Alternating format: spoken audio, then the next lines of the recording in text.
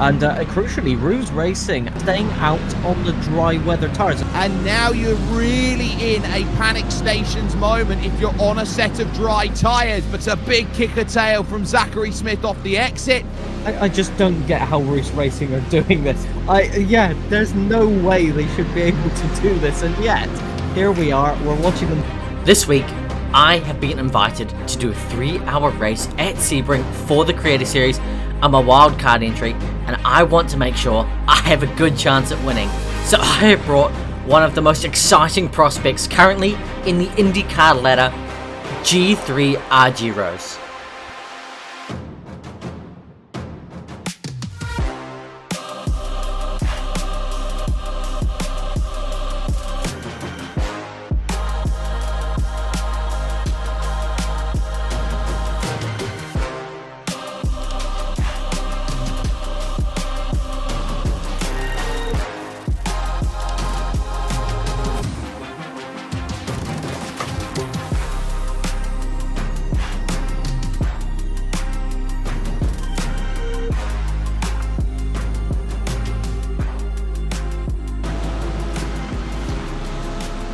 We're going to jump right into qualifying for this race.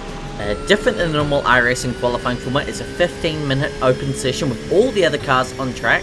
And we're going to start our first flying lap here, and heading into turn number 1, we've got a nice gap of about a second, quite a lot of fast cars in front of us, which is good because it means we can use them as a reference to see roughly where time is won and lost throughout the lap. Because yeah, I mean, these are conditions I haven't really practiced in too much. I more practiced the monsoon conditions, and you're going to see later on that pays dividends. But heading on to the second half of the lap, and you can see we've dropped about half a second back from Micah in that car up ahead. So there's definitely time to be gained around here. Once again, it's just a side lap, just a lap to feel out the conditions and see where time can be gained or lost before we actually start pushing. And you can see coming down the back straight, trying to get on the power early. And there's a lot of finite movements going into this car to try and get every inch of grip and pace out of it that we can. Heading into sunset for the end of this first lap, braking nice and deep, aiming for a bit of a straight braking line just because of the wetness, getting a nice cutback and on the power super early, but I just lift a little bit there in the mid corner, and that means that I'm not pushing all the exit and coming across the line. For the first qualifying lap, there's going to be a 2:14.191, and we're going to head on to our second lap now, where hopefully we can improve, because right now we're not quite on the pace, and throughout the session the conditions are going to improve as cars run across the track, they kick up the spray, and that means that the track is going to be the fastest at the end of the session. So the idea here is that you want to use this time to try and make a bank lap, and then at the end of the race, that is where you're going to set your fastest lap. Coming across the line for the second lap, it's going to be 2:13.305. We're going to go just a bit faster, and once again a good banker lap to set. That puts us P10. I'm going to park the car up, and I'm going to put a new set of wet tyres on for the end of the session when the track is at its quickest. And we're going to head on to that lap now. Coming across the line. So final lap, 13.5 minutes have been done, so we're not going to get another lap after this. And going into turn 1 we go. We're going to try to push the exit as much as we can because these tyres are fresh, the track is at its warmest, and there's so much time. But we're going to head right onto the second part of the track because I left a 6-second gap to Killer Cleo. I thought that would have been enough, but unfortunately she makes a mistake just up ahead, and that is going to cost us on our flying lap. Okay, I want to get there. Okay. Okay. Sorry, Zach. Where are you, Zach? Fucking hell. Yeah, so absolutely, I mean, not her fault. Mistakes happen in racing. It's quite common. So I'm not going to hold it against her or anything like that. And that is going to be our session done. That is Killer Cleo ahead of us. I'm not going to kill her, but I'm just going to put my car into the wall because I'm just a bit annoyed. There's a lot of pace on the table and we weren't quite able to bring it out there when the track was evolved and it most importantly mattered. Ruse Racing and Zachary Smith is 13th with Joni Heusinkveld in 14th position. And now we're going to get onto the end of the formation lap. It's a small formation lap. You saw us on the back straight there. And now we're going through Sunset Bend for the start of the 3 hours of the Creator Series Sebring race. So I expect most drivers to be on slip. Early jump from Ryan Littlemore here. So Ryan, L83 sets us underway. 3 hours start for the Creator Series. And as you heard the commentator say, yes, we are on slicks. The transition point has just hit. Quite a few cars on slicks, but a few are still on wets, which makes it for quite an interesting strategy. These wets are cold, they are risky. In warm-up, we were practicing with the slicks. I crashed 4 times, so I knew this was going to be an interesting start. Still there. Clear left. No, I've been tapped. I got tapped. I survived. All right. Clear right. I got tapped. I survived. Holy moly. Well held. That guy Vince doing an amazing job of saving the car there when I tapped him. Lost him a few positions unfortunately, but later in the race he will get back past. So fortunately that shouldn't be the end of the world. But I killed the 46 car. Accidentally just go a tad deep on board with Aiden Pole going through this fast left-hander. He's going to lose it. Slide out. Kill the 31 car, which was his own community car. And then rejoin and kill another car. Not the brightest moment unfortunately for Mr. Aiden Pole. And we're going to hop back on board with us now. Heading through the last section of the track, going into Le Mans and all of that. And I'm just not quite confident yet. Like I said, I crashed a few times on the slicks in practice. I really just wanted to make sure I was there because you have to be in it to win it. And this 54 car is going to be opportune with their takings and just dive down my inside. That gives us not the best exit, and the 41 Taylor Mills car is trying to take advantage of it, gets on the power early, unfortunately a bit too early, and they're going to spin around. So we're going to hold that position just behind the 56 car for now. And very simply, I have done a perfect job here. The car is safe, we're not at the back of the field, and we're still competitive for a good result here. Originally I was just hoping for, you know, a top 10, top 15, but seeing the pace that we have now, I think a top 5 is a pretty feasible result. And as we close out the first lap and head on to the second lap, we are P9, we've gained 4 positions off the first lap. Absolute ripper of a job. The car is still safe, and that is what's going to get us forward in this race. We've just got to let others make mistakes and let us be the one that pushes forward.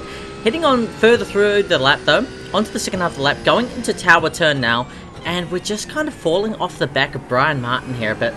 And that just allows cars behind to start looking at potentially going for a move at us. Now, heading through the double left-hander, we're going to really try close up here because one of these cars at the front, Matthew Koo, has just not quite got the pace right now. Punju going a bit slow up ahead as well because he's trying to overtake this car, and a bunch of us all back up 1, 2, 3 and 4, and off the corner we get a good exit. The 55 car, not much so. He's just falling a bit behind, so those 2 McLarens are going to blaze off up ahead. They're going to be fighting for position here. You can see that 13 and the 54 car. 54 car looks down the inside. I'm looking down the inside of the 55 car as well. And I'm going to sweep it down the inside. Just get the car nice and turned at the apex and getting such a good run that on the exit, I'm actually nearly alongside Punju. Don't quite make it work though. Sparks also comes through with me. And that promotes us up another position in this race. So heading on to lap 3, we're already up to P7 in this race. Really good start. Sparks YT15 looking down the inside, not quite anything for him there, and that's really all that happens on this lap. We're just kind of keeping line astern. Apart from that, if you look in my rear mirror on lap 5, a McLaren has overtaken Sparks, and he is now looking to attack us, going on board with ourselves, heading on into turn 1, and I don't quite get the car turned in as I want, just carrying a little bit more speed than I wanted. That means off the corner, he's going to be pulling up next to me. Especially in endurance racing, where they've tried to stay out and then found out they've got no grip. As racing, a lot of overtakes happening as a team with Sparks is trying to get the move done. Yep, so that was Zachary Smith of Bruce Racing, the Porsche 17, losing out to McLaren 561 of Chris Chatterton. And there is Sparks. We go on board as Reagan Carty sets the fastest lap of the race, looking each and every way to try and find a move at the hotel hairpin. Big lunge down on the inside, given the room, but will there be drive coming off of the exit? Yes, there is for both. As they now run through Fangio, they're going to have a duel once again over towards Cunningham Corner here. This 90-degree right-hander, which is pretty much the be-all, end-all for the lap, and just gets the move done. And behind, look how close that was between that guy Vince and Fabian Ming there. And now we're going to jump right on to lap number 7 in this race. Now down to P9 because though McLaren and Sparks got past me. So just, a little bit of work to do in this race, but like I said, I think my wet pace is a lot better than my dry pace in this race, and so we're going to be trying to capitalize on that once the rain hits. And I go a little bit deep here through Le Mans, and that is going to mean that I'm going to let Fabian pass. So I'm going to pull off to the right-hand side, let Fabian pass, try to get back on the accelerator and tuck in behind him, get back into the slipstream. But this is not good because Vince has got a run on me. I'm defensive right now. I pull back across to the left, and pulling back off to the left was a big mistake because it allows Vince to go down the inside of me here, just ever so slightly eking his way into the corner, getting it done. I'm trying to look for a better exit, but I get a massive jump off that bump in the road, and that is going to mean that Vince has successfully overtaken me alongside Fabian Ming in this race. So just falling backwards a bit, and I've really got to look at just damage controlling this race now. Lap 10 though, the rain has started to hit. We are on slick tyres right now, and we need to be thinking about what the next course of action is in this race and how we can continue to move forward.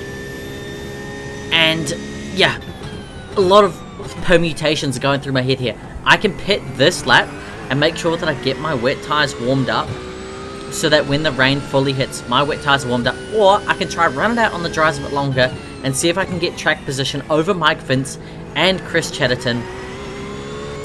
And as you can see, coming on into the back straight, we're just falling away from them a bit. So even if I did try to stay out, there's not a real chance that I could try overtake them if I do push it a lap longer. And so I have made my decision going into sunset, and that is that I'm going to box this lap for a set of wet tyres in this race. And the pit entry is just off to the right here once you get around the corner, so making sure that your car slowed down a lot right into the pit lane. Try to push the limit of the pit entry. I didn't quite do it there, but there's not really a chance to overtake here. Vince is a second and a half ahead of me, so even if I did get, a perfect stop, it's not really going to mean anything in this race. But you can see here, looking at the strategy, it's, a pretty 50-50 split on cars pitting this lap or cars pitting next lap. There was some that pit the lap earlier, but there's no way that that was the correct strategy.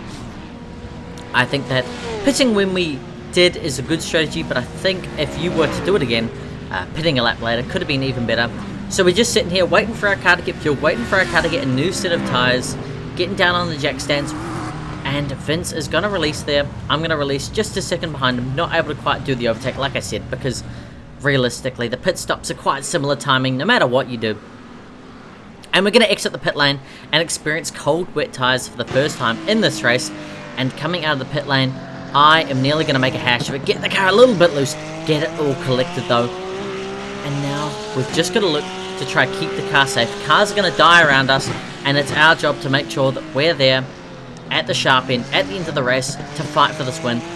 These cold tyres, I originally thought when I put them on that I put another set of dries on. I double checked, it was definitely a set of wets, and yeah, we're just sliding all over the place. You can even see on the dashboard, it does say wet mode. We're definitely on wet tyres. And I've leaked a second to Mr. Vince in a single sector, so we really need to be looking to try to pick up the pace quickly. Heading on to lap number 10 though, you're going to see what the overcut did for Alex Gillen here, is he's going to exit the pit lane at the exact same time that we come by. Crucially though, we stay in front of him, and he is now going to experience the cold tyres for himself, so he'll fall back a bit, and we need to be just looking to try manage the gap to Alex behind, because it is really important that we try avoid any battles that we can and minimize the risk in this race. That is my whole plan, risk minimization. And as you can see, Alex Gillen has already dropped 2 seconds in a single sector. Cold wet tyres are the enemy, and that's why I said I boxed the lap earlier to try and use some of the warmth still in the track to warm the tyres. Heading on to lap 13, looking towards Tower Corner, and this is where the rain truly starts to show how much there was on the track, because Panju is going to go deep there. He's going to slide off. I'm going to follow him, just get it collected on the edge of the track, losing us about a second and a half, and pulling Alex Gillen right back up towards us. Panju just getting out in front of Alex Gillen, but he of course will get overtaken. That guy Vince so far ahead, he's already at Le Mans. As you can see, Gillen overtaking Panju there, and that is going to be the Terminator released on me. I now need to try and manage the gap to Alex Gillen while also trying to push forward to the other cars in this race. I've got the space though, I've got the space to try and make something work, and the track is so wet on lap 18. You can see I'm making so many wheel inputs here because I'm almost aquaplaning in a straight line, going straight on at turn 1, just trying to look for any grip possible, and Gillen is right behind me. The Terminator has approached, but as you can see out the back, the spray is so bad that you can see absolutely nothing if you're the car behind. You're almost completely blinded, and you've got to look for anything possible. I'm gonna sketchy for here anyway. Can't see. I don't know how I didn't spin. I think I must have slid onto some grippy stuff. I think I slid onto some grippy stuff. Don't have.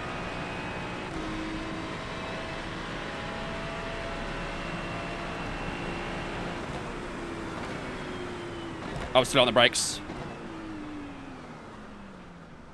Oh my god, I avoided the barrier. I was so low on the brakes there. Okay, Mike. The next car is Darian, car number 65. Oh! Need to slow down to give back the time gained. I gotta get back 1.8 seconds though. Fuck me, how? Place. And we're on board with Gillen here.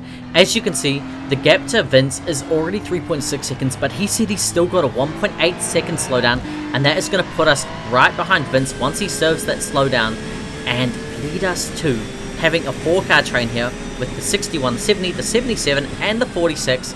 But still, no grip in turn 1, just going straight on, and the car eventually turns once you get onto the stuff that isn't rubbing in. Alex Gillen behind, looking to try and make a move happen, but he's just not close enough, and it's impossible to try and make a send because you don't practice wet braking markers, and they vary so much every lap that you can't practice a consistent braking marker that's going to work. Right, this is the really sketchy bit here. Clearing up. This is the bit I keep bidding it on. Better. It is just skating through there. There isn't a part of the track that's got grip. You have to skate through there and pray. The only good news is the car in front has finally got some spray of his own, so maybe he'll start to make more mistakes. Move on that curb, it's okay. Oh, get off the curb. Whew. This is nuts. This fight for P7 is crap. Look at the state of this. Handy. Oh, I could briefly see. You have to lift, I can't see. And as you saw there, once the aero starts working in these cars and the wet tires start kicking up some spray, there is absolutely nothing you can see. You've got to take a totally different line to the car in front and just look for any vision that you can see. Heading through turn 1, just trying to get the car turned, rotated, and keep with that guy Vince up ahead. And yeah, in these lower speed corners, you can see perfectly fine. I can see that guy Vince, but the second you start to get any type of speed or momentum in these cars, you can't see a thing. So you've got to really be brave if you want to go for an overtake, and you've got to also just full send it when you get close to a car. And on the exterior view, you can't even see half the cars. There's absolutely nothing that you can see, and if you can't see them, there's not a hope in hell that someone else is going to see you. Heading through these corners, so just trying to get close to that guy Vince here, and I'm really making a good job of it right now. Gillen not able to get quite close to me. It requires a lot of bravery to stick this close to a car up ahead, and even I'm scared for my life at this point. And heading through the fast left-hander, I still can't see anything. I can't see a braking marker. I'm having to play a guessing game, going a little bit deeper than I would have wanted, trying to get any type of cutback. And as we race on through, we're going to head towards Tower Corner. I'm right on Vince's bumper now. I'm actually pulling alongside him even, heading into the braking zone, just trying to look around the outside. So much more grip on the cutback. And we're going to head on board with Gillen now, who witnessed this battle firsthand. We get Vince, isn't it? I spent so long trying to get him, and he's going to get Vince. It's all over him, but he can't remember to see anything. On your right. I don't like this. Someone's going to die. Figure us up aside for that. Right, slow in, fast out. Keep the inside line covered. They're quicker than us entering the hairpin. Right side's clear. Oh my god, that was very close to a crash. I don't like it. I want out. Car right. Send. Oh. Tried to get the exit, just couldn't do it. Didn't go that deep. This is stupid. This is absolutely stupid. This is absolutely stupid. I can't see! We definitely can't see. Heading into the braking zone though, I can't even see the braking markers. I'm going to fly it straight on. Gillen's going to follow me because he's following me. He can't see when we're braking, and that is going to cause me to go deep. And we're going to have a look at the replay from Vince's POV.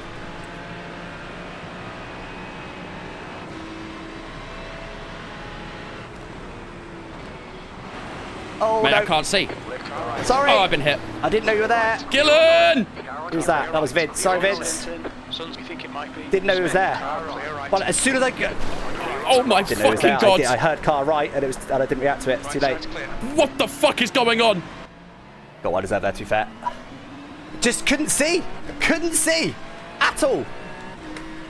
And yeah, we basically end up in the same position that we were before because Gillen loses out, Kyle gains, and that is going to cause us to end up in the same position that we were before, fortunately. So we haven't lost out a position, but these conditions are absolutely treacherous, and you can't see what you're doing half the time. It's insane.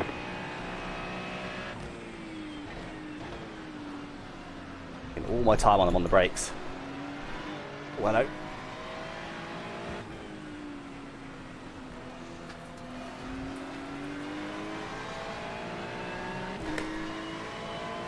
On the grass a little bit. I might better get him here. I'm quite close. If I can somehow find my way to that dry inside line, well, not dry, that grippy air inside line, maybe I can do something.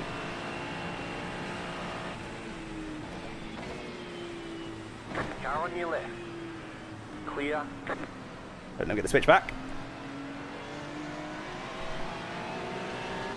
Well, he's right there, but right now it's moved on. Good to tell you. That grippy inside line.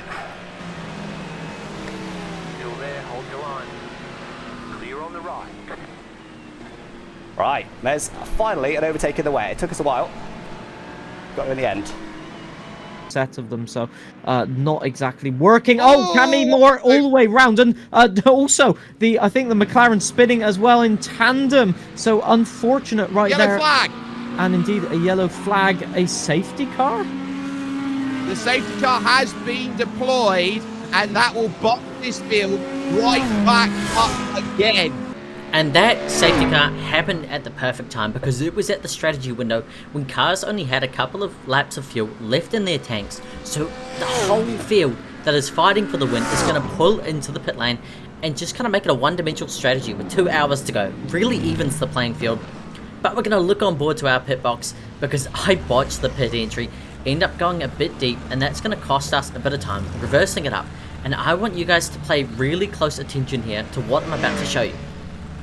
So on the front tyre, you can see right there that it's just had a tyre change. On the rear, we've also had a tyre change, and that is going to put us on another set of wet tyres. Exiting the pit lane, we've lost 1 or 2 positions from that slight bubble. Not the end of the world, it happens. But I want you guys to pay attention to what happens next, because the rest of this race and what the commentators think happened is absolutely insane. He's third. He just has to do the last to first in every competition, doesn't he? It's kind of his way of just showing what he can do, that's for sure. I mean, it's working out for the moment. There's a long way to go in the race, about half distance now. The overlay changed my tyres from wets to dries. I was still on wet tyres. The commentators thought I was on dries during a monsoon. And crucially, Ruse Racing and indeed Brenton Hyperstar in P13 to P6 and P13 respectively, staying out on the dry weather tyres. And it looks like they're going to do that for, well, the restart. I don't see them pitting next lap. We've seen some overtakes here. I'm not sure what car 30 is doing. So we're going to get back underway after that restart. Lost a position or 2, like I said, in the pit lane. So these first couple of cars, we just want to try get back to the rear of Alex Gillen where we were before. And we're going to go back underway for the next part of this race. Lap 34, P10. We were in P8 before. That's what we want to get back to. And heading on into turn 1, we want to try and get nice and close to these cars up ahead. And that's exactly what we do. This pink car just not quite having the pace. A car on the outside, I think that was a lap car. Just, yeah. Lap car on the outside, not having the best of days. Just parking it there. And we're right on the back of KRAF, trying to make a move around the outside. Not the space there. We're going to try and look for another move through this left hand to get a really good run out of here. And that is actually what we're going to do. They just get a little bit of a bobble. I keep my foot in it. We've run down the road. We're going towards the hairpin for this overtake on KRAF. Pulling to the outside, leaving them on the inside, and we're going to go so deep on the brakes, getting round the outside, not only KRAF, but the number 22 Mustang, and whipping it round the outside, getting on the gas early where it's not as rubbered in, and getting a 2-for-1 move, Daniel Ricciardo-esque type move, into the hairpin.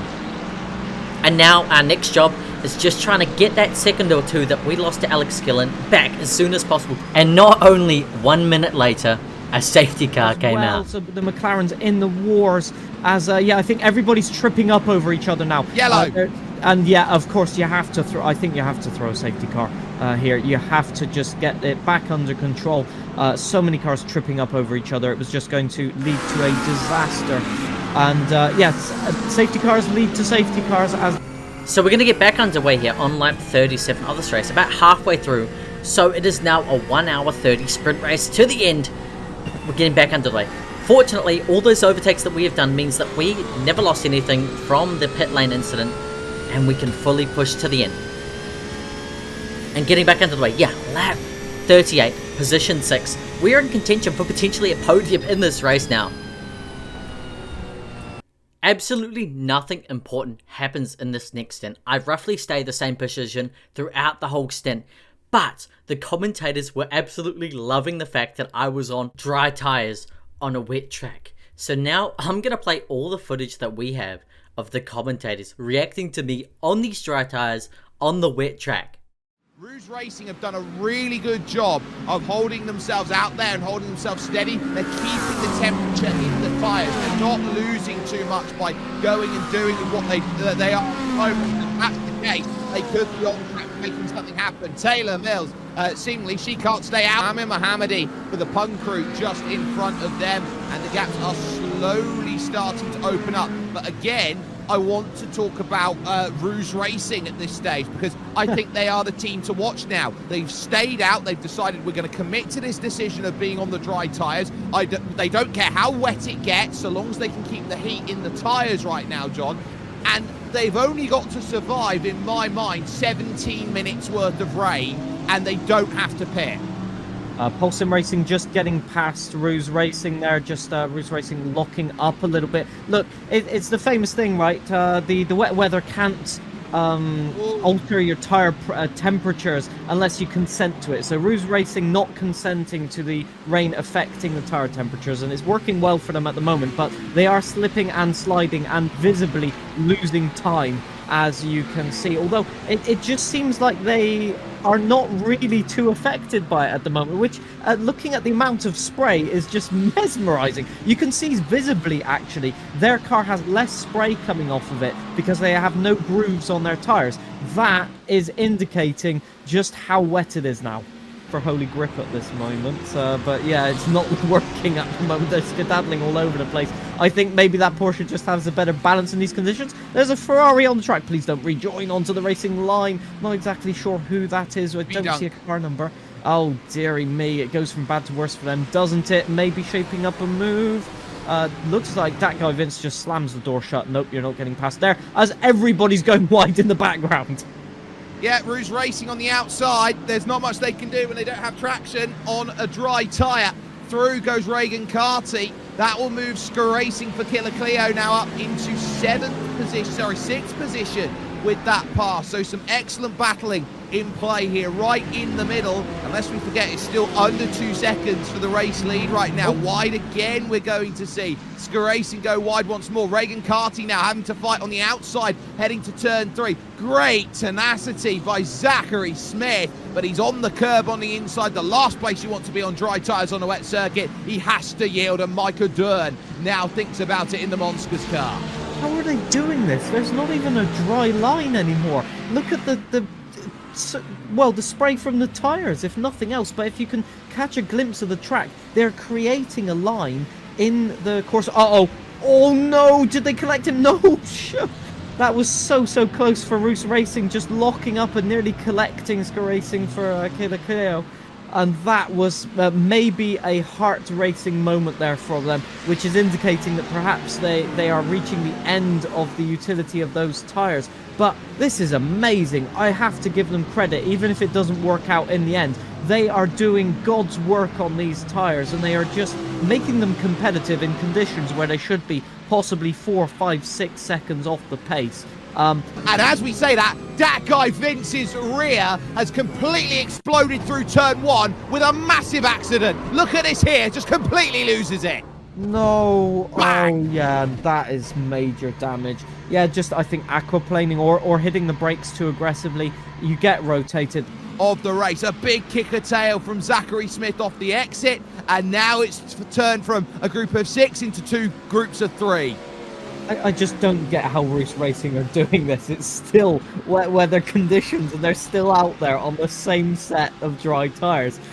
Yeah, there's no way they should be able to do this, and yet here we are. We're watching them fight for 5th place, and they're just doing the job that they need to. But you know, they're at the back of this pack. They're just waiting for others to make a mistake. They can't really go off the racing line at this point because they are on the wrong tires for these conditions. So they have to just be patient. And as you can see, the wet weather runners are taking a little bit more apex speed, but they are at risk of burning up the tires, to be honest. So we could see a situation where, as the track dries out, they're having to maybe go over the puddles just to cool the tires a little bit. As you can see, also Roos Racing just going over the puddles as well. So, yeah, it's unfathomable. And on lap 56, we are once again sitting around P5. We were P6 before the stint. Vince crashed. Now we're up to P5, and we're going to pull into the pit lane for our final stop at the end of this race to take us home. And we're also going to do one other thing, and that is put G3 Argyros in the car to take us home. The finisher, the one that couldn't fail, the banker. Roos Racing in as well. Do they carry on the dries? Well, this is the big thing.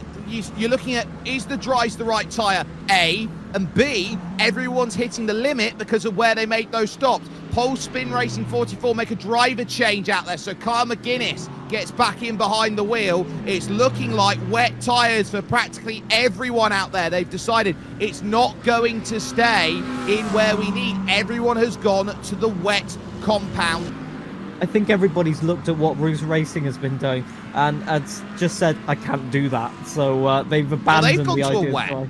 They've gone to a wet, yes, indeed, yes. They changed to the wet tyres as well. So I think it's just the general consensus, although they've been doing a splendid job on the dry tyres, that they might be considerably faster in the wet. So we're about to see, if we start seeing overtakes from Roos Racing left, right and centre, we'll know that they might be challenging for race victory still. The line is 90% dry now. Caution! Oh, that's going to change everything. Indeed. And the field is going to bring itself back together again. And we're going to go back racing after what I believe was a competition caution with 20 minutes left in the race. This is peak cinema, all on the line. Win it or bin it type stuff. Don't go anywhere, because we are going to be battling for the win in this race, and we're going to get back underway right now. And we're back underway. Not a great launch there from Alex Gillen, as now they get themselves up to speed. A bit of side-by-side through the middle from about 4th or 5th position as Roos Racing and IGL Coatings try and scrap for it. Pole Spin Racing can't quite get there. It's going to be contact in the middle of the corner. That's Roos Racing dumped to the outside in the tyres.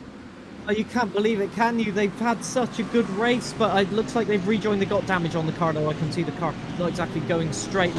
And unfortunately, the tiniest bit of contact has meant that our race is going to come to an end here, because we have got a damaged car. We're just so far back that there's no way we're going to be able to make anything work. And yeah, we don't really have a pace differential anymore now, bringing us across the finish line in a race with more highs and lows than I've ever seen at once. Roos Racing, who are right up in the top 10 for the majority of the race, they only get 17th. And if you like this race and you want to see more, I implore you to subscribe and like the video, because if they see that people want these kind of videos, they might let me back in so that we can have another go at redemption, at trying to get a win in the Creator Series. I hope you guys like this video, because I enjoyed racing and making it so much, and I will see you guys in the next video.